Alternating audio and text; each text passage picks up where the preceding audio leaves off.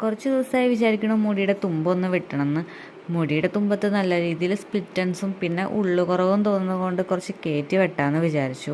അമ്മയ്ക്കാണെങ്കിൽ മുടി വെട്ടുന്നത് തീരെ ഇഷ്ടമല്ല. കുറേ സമ്മതിപ്പിച്ചിട്ടാണ് കുറച്ചൊന്ന് കയറ്റി വെട്ടാനായിട്ട് നിന്നത്.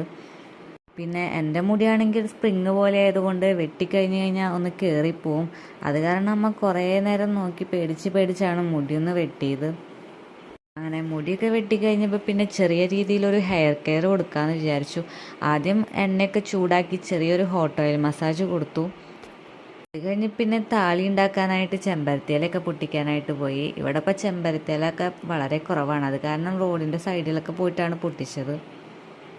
പിന്നെ ഞാൻ കഴിഞ്ഞ ദിവസം പുറത്ത് പോയപ്പോൾ നെല്ലിക്ക വാങ്ങിച്ചുകൊണ്ട് വന്നിട്ടുണ്ടായിരുന്നു. അപ്പോൾ അമ്മ അത് ഉപ്പിലിടാനായിട്ട് നിന്നു. അങ്ങനെ വീട്ടിലുണ്ടായ മുളക് തന്നെ വെച്ചിട്ടാണ് ഉപ്പിലിട്ടത്.